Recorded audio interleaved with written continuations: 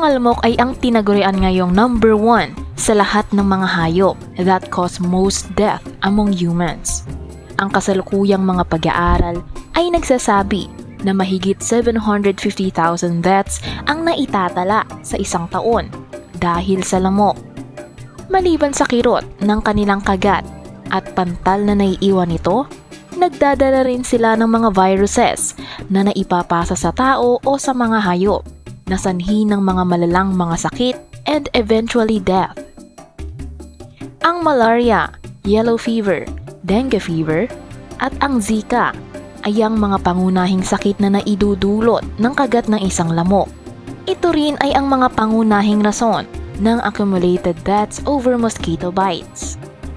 May 4 na stages ang buhay ng isang lamok: egg, larva, pupa, at adult stage.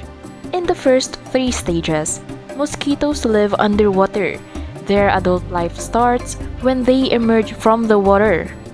This would also mean that they are ready to mate. Magkaiba ang lifespan ng lalaking lamok kaysa sa babae.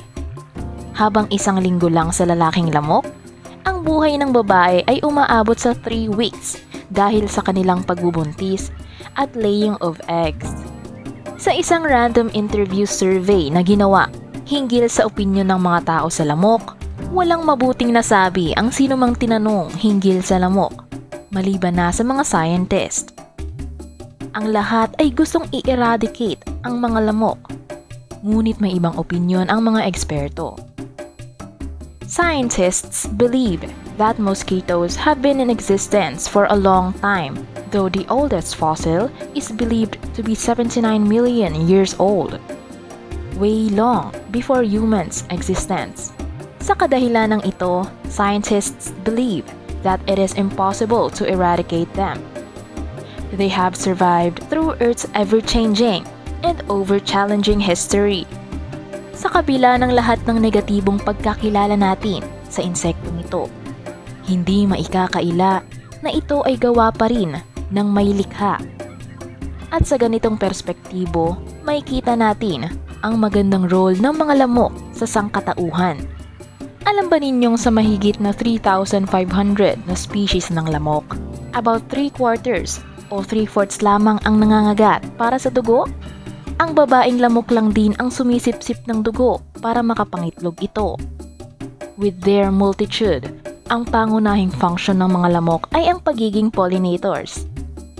Lahat ng mga lamok ay nagko-consume ng nectar, kahit ang mga babae. Kung mawawala ang mga lamok, a great imbalance to nature could be detrimental to agriculture and the produce of fruit-bearing trees. Ang mga lamok ay nasa pinakababa ng food chain. They are the primary prey of other animals in the upper level of the chain. Ang mga dragonflies, palaka, isda, at iba pang mga hayop ay kumakain ng lamok para mabuhay, at makakain din naman ng mga hayop na ito ng iba pang mga hayop na pangunahing pagkain ng mga tao. Kung mawawala ang mga lamok, isa na namang imbalance sa kalikasan ang maaaring maging threat sa mga tao. Ang isa pang tulong ng mga lamok ay ang pagde-decompose ng mga organic remains na nasa hindi malilinis na tubig. Nangingitlog ang mga lamok sa mga stagnant waters kung saan mayroong mga bacteria at iba pang mga organic matters. At ito ang pinangangainan ng kanilang mga larva at pupa, recycling the nutrients and contribute to soil's fertility through their waste.